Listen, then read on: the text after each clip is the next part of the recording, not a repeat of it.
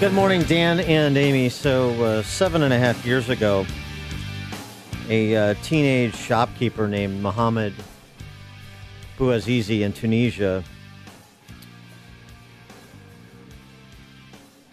committed an act of self-immolation in protest of the Tunisian government. And this set off a revolt throughout the Middle East, North Africa to the Middle East against autocrats and theocrats. But the Arab Spring never really blossomed, did it? Why? That's the subject in part of a new book by David Kirkpatrick, who's international correspondent for the New York Times. The book is Into the Hands of the Soldiers, Freedom and Chaos in Egypt and the Middle East. And David Kirkpatrick joins us now. David, thanks for being with us. Appreciate it. It's my pleasure. So from Bouazizi to present, what happened in North Africa and Egypt and elsewhere, Tahrir Square, the revolt against Mubarak in Egypt, but the Arab Spring never sprung, did it? Well, it's interesting you mentioned Tunisia. Tunisia's doing okay. Tunisia has had the peaceful rotation of power, a series of free elections. Islamists come into office and then willingly leave office. So Tunisia is kind of the bright spot. But you're right. When we look out across the region, we see chaos and retrenchment, no doubt about it. I think the thing to keep in mind is what happened in 2011 was not so much the arrival of a new force in the region. It was the collapse of the old order, that all of these old autocratic and authoritarian governments had been hollowed out by their own corruption and were weak. They frankly toppled remarkably easily after the example of Tunis. And what happened, what key decisions and disagreements were made by the Obama administration about, what would the uprising in the Arab Spring? Well, that's one of the reasons why I wrote the book. I mean, part of the reason was my own experience there in Egypt from 2010 through 2015 really changed the way I saw the whole region, because a lot of the forces that are still at work around the region, really came to get collided there, and in many ways determined the outcome. The other reason that I wrote the book was to try to look back and find out what was really going on in the White House. And what emerged in my reporting is a series of mixed messages almost from the start. Even when it looked like the Obama administration was saying, we support these uprisings, at least in Egypt, that only open and responsive government can bring true stability to the region, there was a lot of doubts inside the administration and around President Obama about the viability of change in Egypt, and those doubts grew. And so all the way through this period, you have contradictory and mixed messages coming from the administration, so that when 2013 comes around, when Egypt has, in its first free election, chosen an Islamist president, and the Egyptian military is thinking about removing that freely elected president, President Obama was trying to coach that president, President Mohamed Morsi, about how to stay in office, while many of the figures around him in the cabinet and in the CIA had either given up on Morsi or were ready to applaud the military takeover.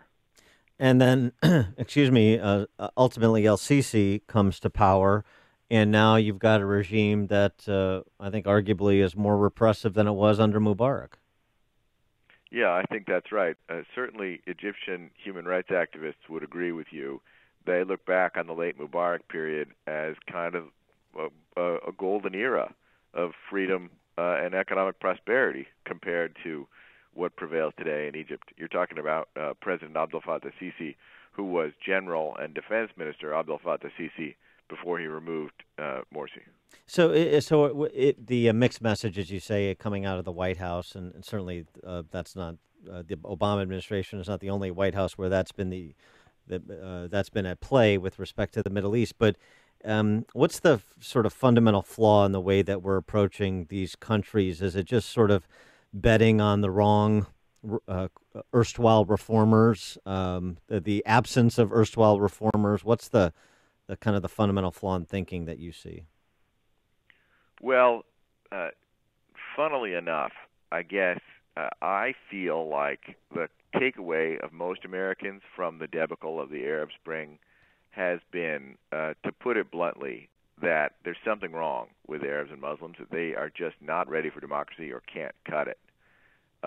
My own view is precisely the opposite. I saw Egyptians struggle hard and really outperform anybody's expectations in terms of their ability to try to build and to defend their nascent democracy against repeated attempts by the old regime to squelch it.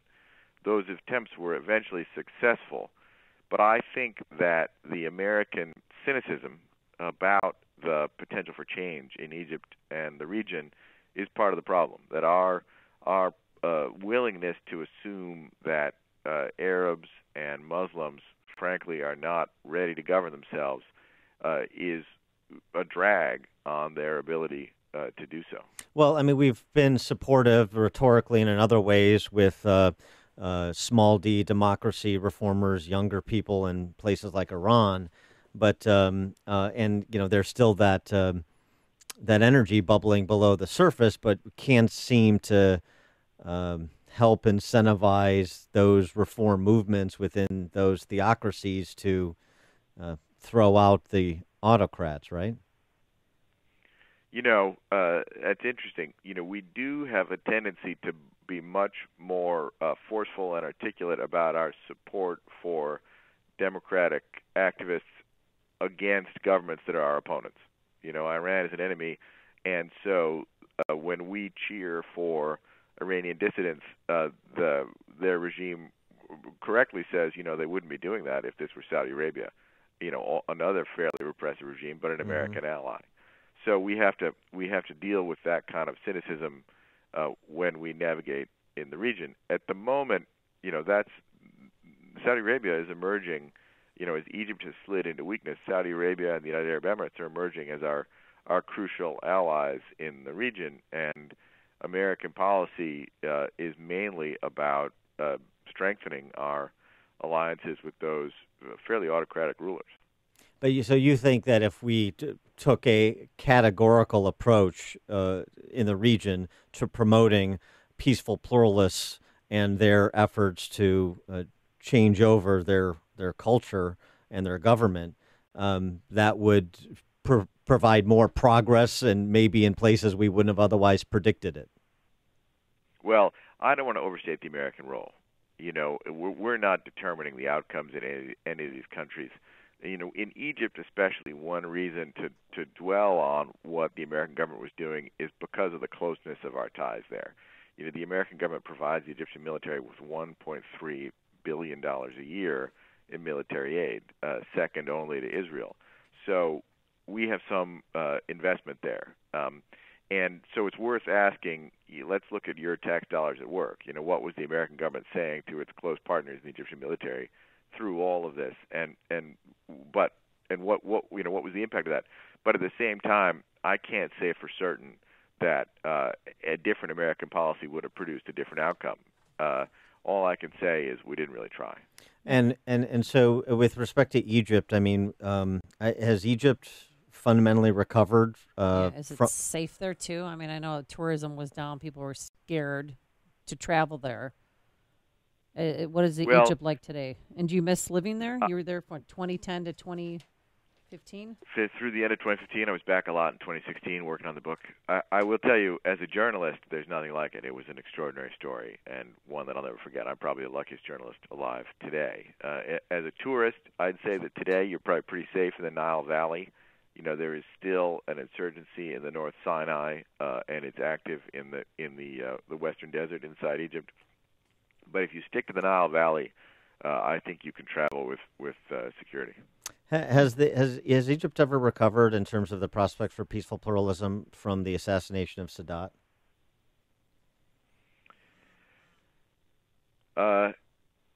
Egypt, that's a really good question. Sadat was not a model of peaceful pluralism himself. Egypt has made halting steps towards political participation and pluralism since Abdel Nasser took over in 1952. But the truth is, you got to kind of make the road by walking. You don't really get to have pluralism until you've got pluralism. Yeah, yeah. Okay. Well said. The book is Into the Hands of the Soldiers, Freedom and Chaos in Egypt and the Middle East. David Kirkpatrick, international correspondent for the New York Times. Thanks so much for joining us. Good luck with the book. It's my pleasure. And he joined us on our turnkey.pro answer line.